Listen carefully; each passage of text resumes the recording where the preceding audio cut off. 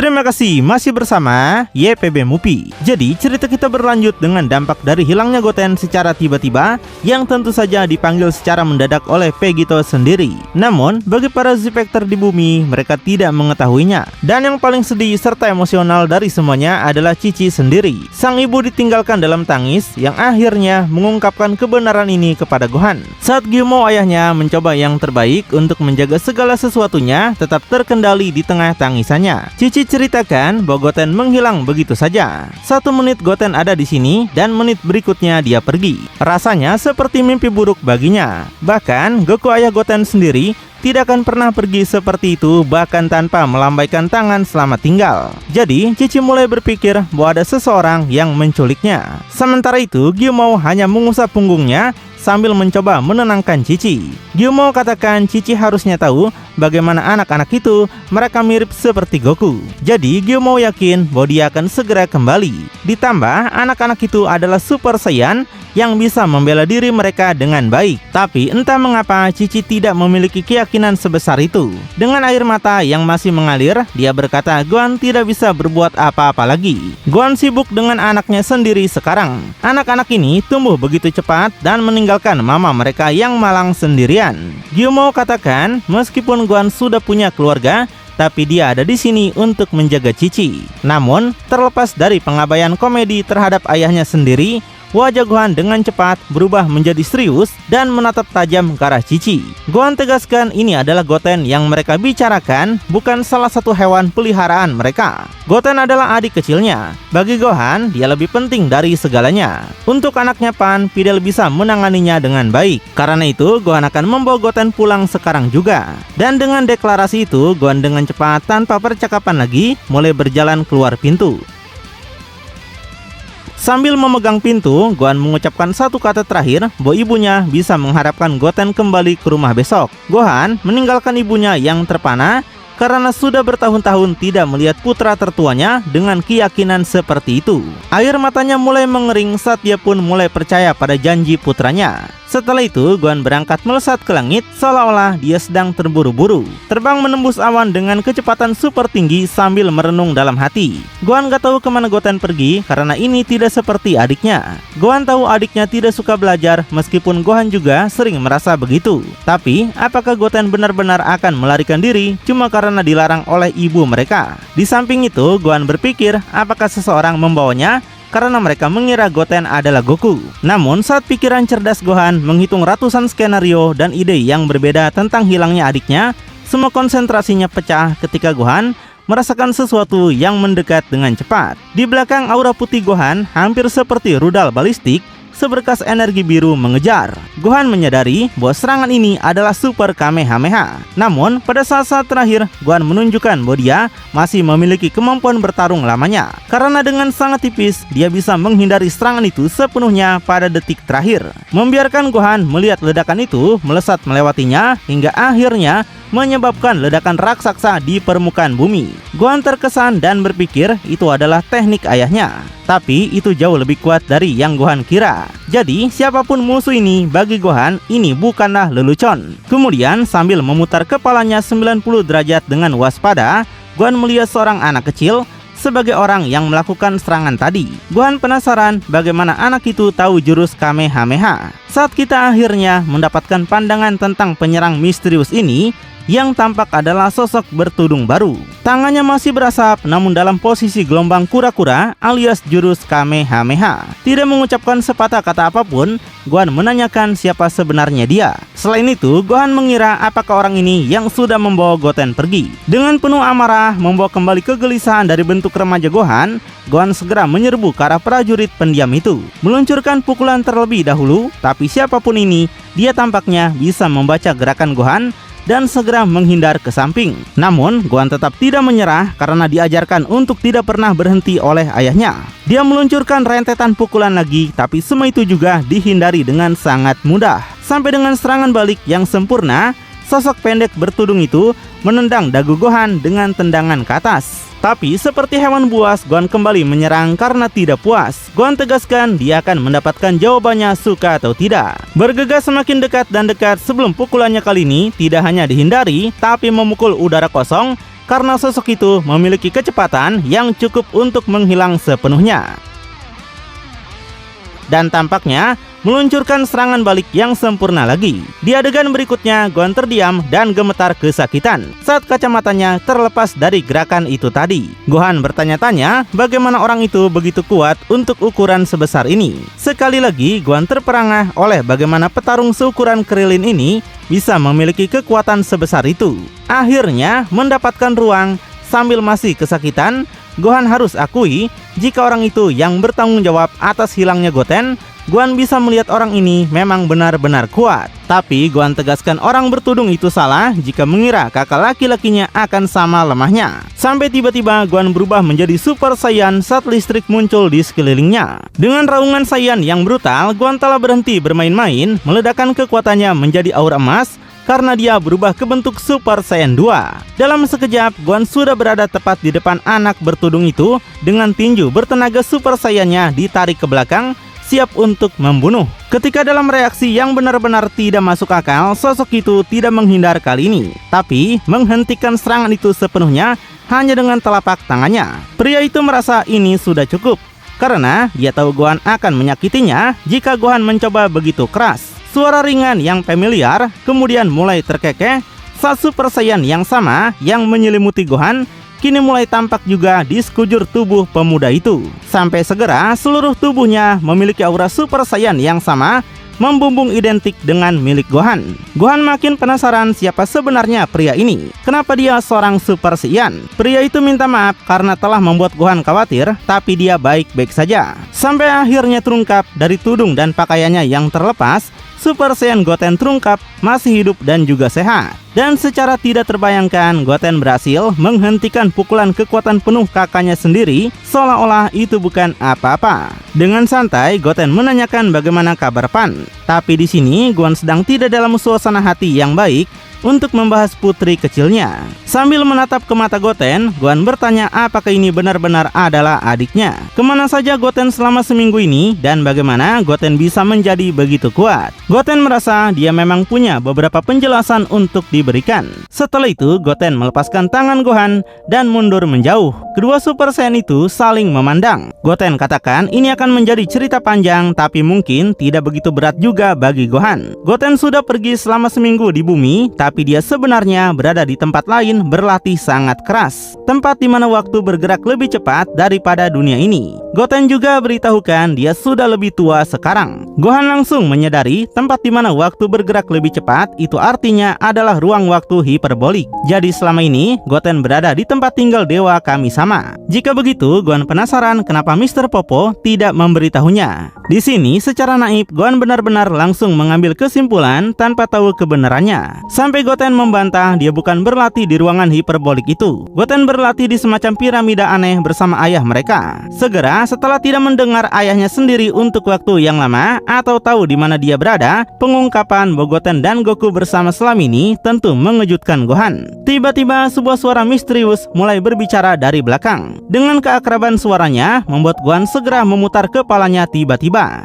Namun setelah melihat siapa itu, dia segera memutar seluruh tubuhnya 180 derajat dan seketika masuk ke posisi bertarung. Gohan gak tahu siapa pria ini karena tidak terlihat seperti ayahnya. Jadi Gohan penasaran kenapa Goten mengira pria ini adalah ayahnya. Gohan tanyakan apa yang telah pria ini lakukan pada adiknya. Omni Vegito berpikir dia tidak pernah melihat Gohan sesiap ini sejak waktu mereka bersama di ruang waktu hiperbolik. Tentu saja penampilan Goku yang bergabung menjadi Omni Vegito sekarang benar-benar asing bagi Gohan. Karena di multiverse ini Vegito tidak pernah perlu muncul melawan Majin Buu sekali. Artinya Vegito baru muncul sekarang di planet ini. Omni Vegito berharap Gohan sudah cukup berlatih untuk setidaknya ingat cara melakukan ini. Tapi Omni Vegito minta Gohan menghentikan kesombongannya sejenak dan rasakan aura Ki-nya. Omni King yakin Gohan akan segera mengenali siapa dirinya. Setelah merasakannya, Gohan merasa ini tidak mungkin sekali karena di dalam Omni Vegito ada energi Goku ayahnya dan Vegeta juga. Dengan lebih banyak pertanyaan sekarang daripada jawaban, ketiga Saiyan itu berdiri dalam diam. Pertemuan ini menjadi yang paling membingungkan bagi Gohan. Namun akhirnya waktu berlalu dan semuanya dijelaskan dengan Vegito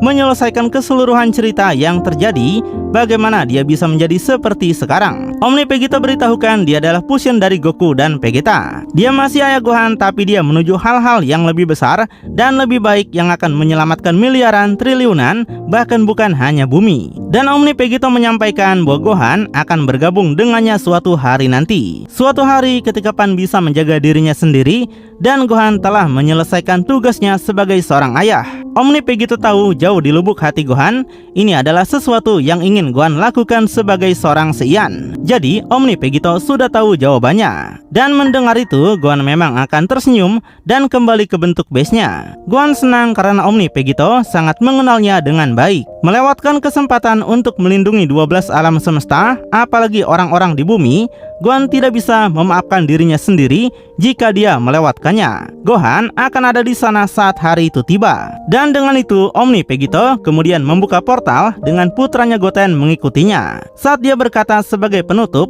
itu baru adalah putranya. Omni King tahu Gohan akan membuat keputusan yang tepat, tapi bagaimanapun juga, Gohan akan bisa kembali kapanpun dirinya mau. Ini akan terasa seperti Gohan tidak pernah pergi sejak awal. Begitu pula dengan Goten dan Vegito juga. Tidak ada yang akan berubah, hanya bagaimana cara mereka melakukannya. Jadi Omni Vegito akan pulang untuk makan malam bersama Goten dalam beberapa hari. Dia ingin Gohan menyampaikan itu pada Cici. Dan dengan itu, Omni Vegito, sang ayah paruh waktu, melambaikan tangan selamat tinggal terakhir saat dia dan Goten memasuki portal meninggalkan bumi sekali lagi. Sampai portal itu menghilang, meninggalkan Gohan sendirian entah di mana. Ditinggalkan sendirian dengan pikirannya, Gohan gak sangka ayahnya adalah Omni King, penguasa tertinggi multiverse ini. Gohan tidak percaya, tapi tidak ada orang lain yang lebih bisa mereka percayai keselamatannya selain ayahnya. Sampai lagi-lagi Gohan diganggu oleh sebuah suara dari belakang, tapi kali ini dari atas. Berdiri seseorang dengan jubahnya berkibar tertiup angin. Terungkap bahwa itu tidak lain adalah Piccolo dengan ekspresi seriusnya. Piccolo sampaikan dia sudah mendengar semua pembicaraan mereka tadi. Yang Piccolo ingat, Vegito menaruh banyak tanggung jawab di tangan Gohan. Piccolo terkejut, Gohan begitu cepat setuju. Piccolo penasaran, apakah Gohan yakin bisa menangani ini? Dende adalah bagian darinya. Dengan pengetahuan mereka, Piccolo bisa dengan mudah melakukan pekerjaan itu untuk Gohan. Karena Piccolo tidak punya keluarga, tapi Gohan punya. Namun, Gohan yang meletakkan tangannya di pinggul, merespon dengan tegas, meminta Piccolo jangan meremehkannya. Jangan berpikir Gohan tidak bisa melakukan pekerjaan ini. Gohan telah dibebani dengan tanggung jawab seumur hidupnya. Setiap kali dia harus berterima kasih kepada ayahnya atau Vegeta karena telah menyelamatkannya ketika keadaan menjadi begitu sulit. Jadi kali ini Gohan akan membantu mereka. Vegito akan sibuk karena Gohan tahu seperti apa mereka. Jadi sebagai Grand Priest, Gohan akan bisa membalas mereka dan memastikan tidak ada hal buruk yang terjadi pada siapapun lagi. Piccolo senang dan merasa Gohan bukan lagi anak kecil yang dia latih bertahun-tahun yang lalu. Sambil memberikan senyuman bangga, Piccolo kemudian melompat dari pohon, mendarat di samping Gohan, lalu meletakkan tangan di bahunya. Sejujurnya, Piccolo akan khawatir jika Goku yang membuat keputusan. Jadi, ketika saatnya tiba, dia yakin Gohan akan menjadi pilihan yang jauh lebih aman bagi mereka semua. Meskipun Piccolo percaya pada Gohan, tapi dia adalah gurunya. Apakah Gohan akan menjadi Grand Priest atau bukan? Jadi latihan Gohan belum berakhir sampai Piccolo mengatakannya. Karena itu, Piccolo akan ikut dengan Gohan kemanapun Gohan pergi. Vegito harus mencarikan pekerjaan untuknya juga. Kemudian waktu pun berlalu. Dan seperti yang dijanjikan Vegito, semua orang tetap menikmati waktu keluarga. Tidak ada yang ditelantarkan, tidak peduli jabatan apa yang diberikan kepada mereka. Kita diperlihatkan Vegito dan Goten sedang menikmati piknik bersama Cici dan ayahnya. Sementara Trunks dan Bulma pun mendapatkan waktu sendirian bersama Raja Omni, meskipun agak mengganggu bagi Bulma. Karena meskipun dia mencoba menikmati makanan keluarga, Vegito tidak bisa menahan diri untuk melatih putra bungsunya. Wah, Vegito punya 3 istri ya, yang satu lagi adalah Rani. Dan akhirnya setelah beberapa tahun berlalu, hampir 2 dekade, kita melihat hari pernikahan Pan. Hari di mana dia diserahkan kepada suaminya dengan Gohan yang bangga berdiri di samping Videl, Trunks, dan Goten. Dan tentu saja Omni Vegito sebagai kakek mendoakan pasangan yang bahagia itu pernikahan yang panjang dan juga indah. Beberapa waktu kemudian berdiri di depan istana Omni King adalah Sikor yang sudah dewasa. Piccolo, Vegito, Gohan, dan Goten berdiri mengagumi kehebatannya. Namun sambil melihat barisan, Gohan melihat wajah yang tidak dikenalnya itu. Gohan ingin menanyakan apakah maka Shikor adalah putra lain yang Pegito ceritakan padanya. Gohan melihat Shikor lebih tua dari Goten, tapi seharusnya 8 tahun lebih muda dari Goten. Tapi Pegito yang tersenyum hanya menjawab bahwa ini adalah cerita panjang yang melibatkan banyak latihan di piramida kekuatan. Shikor menua bertahun-tahun dalam hitungan hari di berbagai titik. Jadi Pegito ingin Gohan melupakan soal itu, karena mulai hari ini mereka semua sudah melewati rasa ingin tahu semacam itu. Sambil mengangkat tangannya, Omni Pegito segera mulai menciptakan sesuatu di depan yang sontak mengejutkan Piccolo di belakang, karena tiba-tiba di depan muncul simbol aneh yang dilapisi energi biru, dibarengi tanda angel muncul untuk pertama kalinya dalam seri Dragon Ball ini. Sambil memutar kepalanya, dia menyapa Gohan. Pegito minta Gohan untuk masuk karena hidup barunya sudah menanti. Melalui gerbang ini terletak ujian untuk menjadi Grand Priest. Selesaikan ujian ini, maka Gohan akan secara resmi mengambil peran jabatan barunya sebagai yang terkuat kedua.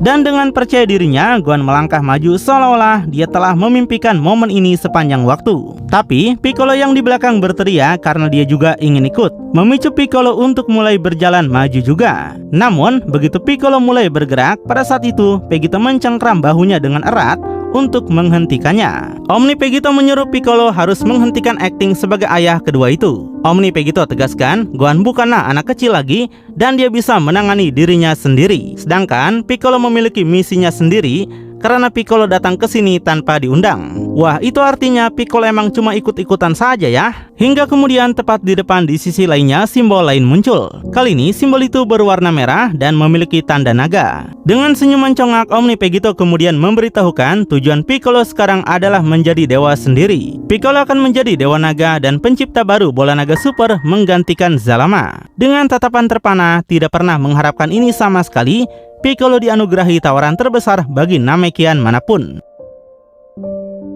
Dan tidak lama kemudian di hadapan Omni Pegito, Piccolo pun setuju. Baik Gohan maupun Piccolo kemudian tampak memasuki portal masing-masing hanya untuk kembali setelah mereka berhasil dan mencapai tingkat dewa baru. Goten bertanya-tanya seberapa kuat Gohan nantinya ketika dia keluar. Dari cara ayahnya mengatakannya, Gohan akan kembali lebih kuat darinya, padahal Goten sudah berlatih lama. Pegito menjawab, semua orang tahu bahwa Gohan adalah anak yang istimewa. Potensinya sangat tinggi, jadi jangan terkejut jika Gohan memang sangat pantas. Peran Grand Priest adalah berada di atas 5 yang terkuat. Jadi, mari mereka berharap Gohan bisa memenuhi nama itu. Wajah Pegito kemudian berubah lebih menyeramkan dan senyumannya melebar saat dia mengungkapkan mereka berdua juga tidak akan duduk santai sampai mereka kembali. Goten dan Shikor punya pekerjaan yang harus dilakukan, di mana keduanya harus mencari kandidat terkuat untuk menjadi 5 dewa terkuat. Dan beruntungnya Omni Pegito tahu persis mereka harus memulai dari siapa. Artinya setelah Goten dan Shikor terpilih, tinggal 3 kandidat lagi yang harus dicari. Dan gak disangkanya dari semua petarung pertama yang mulai dipilih di multiverse ini, Jiren adalah yang pertama dikunjungi. Dalam adegan yang ikonik, bertatap muka dengan seorang Saiyan, kali ini Jiren tidak menatap Goku melainkan Goten. Dengan senyumannya, Goten baru tahu jadi makhluk ini adalah Jiren si abu-abu. Goten bisa melihat kenapa mereka memanggil Jiren dengan abu-abu, tapi tidak begitu yakin kenapa ayahnya bilang Jiren yang terkuat di alam semesta ini. Jadi Goten menantang Jiren untuk menunjukkan padanya seberapa akurat hal itu. Namun tampak tidak tertarik pada Goten, Jiren menyuruh Goten menyingkir karena dia tidak berminat pada warga sipil. Hanya keadilan yang Jiren cari selama ini. Gurunya telah mengajarinya lebih baik daripada menindas yang lemah. Tapi dikatain lemah kayak begitu, Goten tentu tidak terima. Jadi Goten merasa gurunya tidak akan keberatan jika Jiren melawannya sebagai yang terkuat di multiverse. Segera Goten yang sudah dewasa ini bertransformasi ke bentuk Super Saiyan Blue.